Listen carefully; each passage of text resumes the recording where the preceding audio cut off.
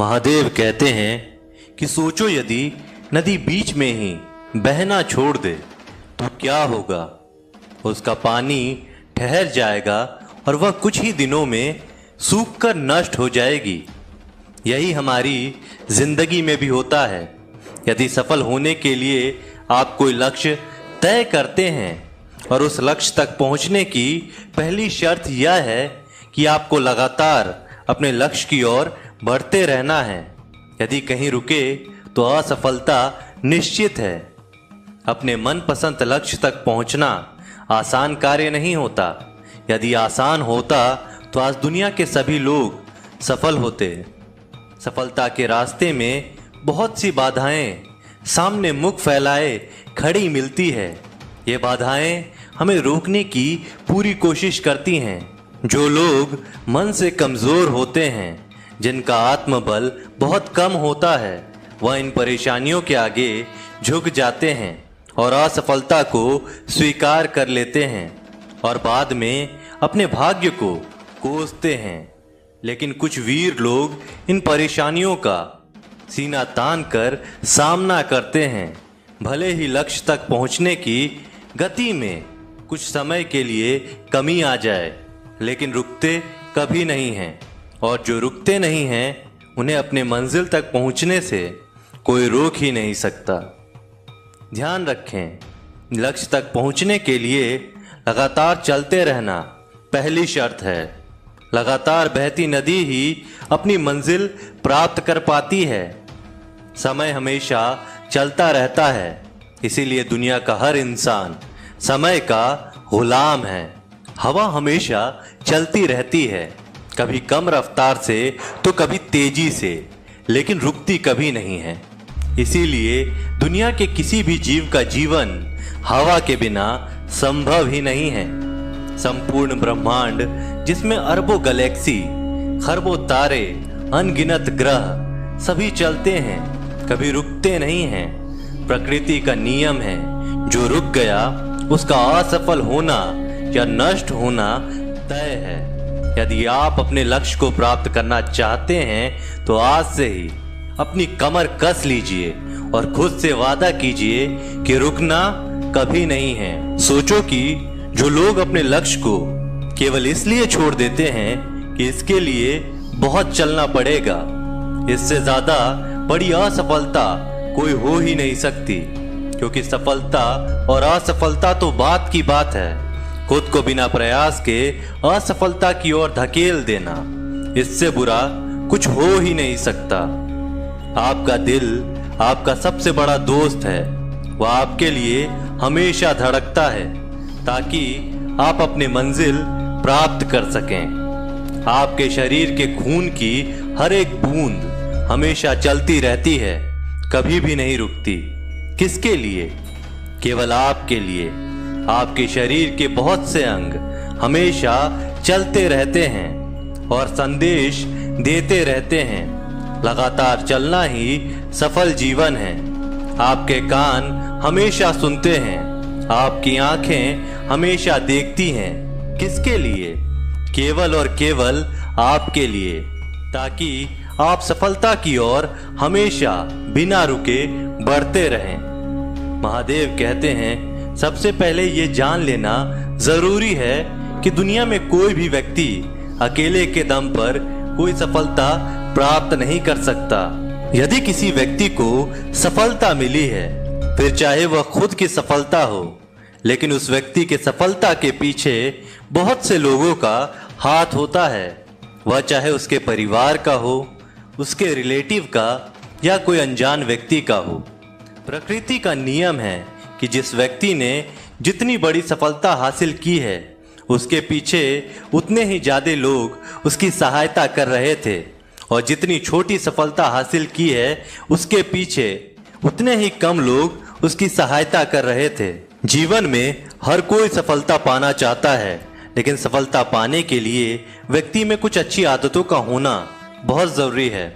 व्यक्ति में कुछ आदतें ऐसी भी होती हैं जो आपके सफलता के रास्ते में आड़े आ सकती हैं। यदि आप भी पाना चाहते हैं सफलता, तो इन 5 आदतों को आज ही छोड़ दें। पहली आदत है हर काम में परफेक्ट होने की चाहत। जो लोग जीवन में असफल होते हैं वह अपने मन मुताबिक जीवन में काम नहीं करते। उनकी सोच ये होती है कि जब तक हम परफेक्ट नहीं होते हम काम शुरू नहीं करेंगे। इसके विपरीत जो लोग सफल होते हैं वह कभी भी उन्नता के पीछे नहीं भागते, वह काम करते करते परफेक्ट हो जाते हैं। आपने कई लोगों को कहते सुना होगा कि हमेशा अपने गोल पे फोकस्ड रहो, लेकिन क्या केवल गोल पे फोकस्ड होने से आप सफल हो पाएंगे? यदि आप सफल होना चाहते हैं तो आपको गोल पे फोकस्ड वाले इस आदत को छोड़ना होगा। एक बार गोल डिसाइड करने के बाद उसके कार्य योजना पे काम भी करना होगा। यदि आप अपनी कार्य योजना को सही ढंग से फॉलो करेंगे तो आप अपने आप गोल तक पहुंचने में सफल हो पाएंगे। कई लोग अपना मनपसंद काम इसलिए शुरू नहीं कर पाते क्योंकि उन्हें असफलता का डर होता है। लोग अधिकतर ये सोचकर शुरुआत ही नहीं कर पाते, यदि हम असफल हो गए तो लोग क्या कहेंगे। हम कभी भी किसी काम में सीधे सफल नहीं हो सकते। यदि हम असफलता के डर से नया काम करना शुरू नहीं करेंगे तो कभी भी सफलता का स्वाद नहीं चख पाएंगे। हमारे असफलता का एक बहुत बड़ा कारण होता है हम फैसले अपनी प्राथमिकता के हिसाब से नहीं बल्कि लोगों के हिसाब से लेते हैं। मान लीजिए कि कोई छात्र आर्ट्स लेना चाहता है लेकिन उसके परिजन उसे विज्ञान लेने के लिए कहते हैं। कारण सिर्फ एक है, लोग क्या कहेंगे। यदि आप जीवन में सफलता प्राप्त करना चाहते हैं तो लोगों के हिसाब से नहीं, अपने गोल के हिसाब से फैसले लीजिए। लोग कई बार भावनाओं में बहकर निर्णय लेते हैं या काम करते हैं। यदि आपको भावनाओं के आवेश में आकर निर्णय लेना पड़ रहा है तो ऐसे में निर्णय मत लीजिए। निर्णय तभी लीजिए जब आप पूरी तरह से स्थिर हैं। इस परिस्थिति में आप उस पर पूर्णतः विचार कर सकते हैं और आपके सफल होने की संभावना बढ़ जाती है। सफल व्यक्ति दृढ़ता से सपनों पर डटे रहते हैं। जिन लोगों ने भी सफलता पाई है और वह जहां पर भी है वह महज इत्तेफाक नहीं है, उन्होंने एड़ी से लेकर चोटी तक का जोड़ लगाया है और अपने सपनों को पाने की जिद पर डटे रहे हैं। हर उस चीज का अभ्यास किया है जो अपने सपनों तक पहुंचने के लिए जरूरी है। अपने फौलादी इरादे, चट्टानों सा धैर्य और कड़ी मेहनत से उन्होंने अपने सपनों को हकीकत में बदला है। आपके सपने भी आपका इंतजार कर रहे हैं, उन्हें पूरा करें, समय बर्बाद ना करें। एक भिखारी रेलवे स्टेशन पर रहता था। वह रोज ट्रेन में चढ़ता और एक स्टेशन से दूसरे स्टेशन तक जाता था। रास्ते में वह ट्रेन में बैठे यात्रियों से भीख मांगता था। कभी उसे पैसे मिलते थे और कभी नहीं मिलते थे। उसकी जिंदगी इसी तरह ट्रेन में उधर उधर जाते और भीख मांगते गुजर रही थी। एक दिन वह रोज की ही तरह ट्रेन में चढ़ा, उसमें बैठे यात्रियों से भीख मांगने लगा। वह एक कंपार्टमेंट से दूसरे कंपार्टमेंट में घूम रहा था। तभी एक कंपार्टमेंट की कोने की सीट पर उसे सूट बूट पहना एक व्यक्ति दिखाई पड़ा। वह व्यक्ति काफ़ी अमीर लग रहा था। भिखारी ने सोचा कि इस मालदार आदमी से ज़्यादा भीख मिलने की गुंजाइश है। वह उसके पास पहुंचा और पैसे मांगने लगा। सूट बूट पहने व्यक्ति ने उसे पैसे देने से इनकार कर दिया, लेकिन भिखारी डटा रहा, उसके पीछे पड़ गया। भिखारी की इस हरकत पर उस व्यक्ति को गुस्सा आ गया। गुस्से में वह बोला, बड़े अजीब हो, मैं तुम्हें पैसे देने से मना कर रहा हूँ और तुम मेरे पीछे पड़ गए हो। चलो ठीक है, मैं तुम्हें पैसे दे भी देता, तो ये बताओ बदले में तुम मुझे क्या दोगे। यह सुनकर भिखारी सोच में पड़ गया। कुछ देर सोचने के बाद बोला, साहब मैं आपको क्या दे सकता हूँ, मैं तो एक भिखारी हूँ। लोगों से मांग मांग कर अपना पेट भरता हूँ, किसी को कुछ देने की मेरी औकात ही नहीं है। जब किसी को कुछ दे नहीं सकते तो मांगा भी मत करो।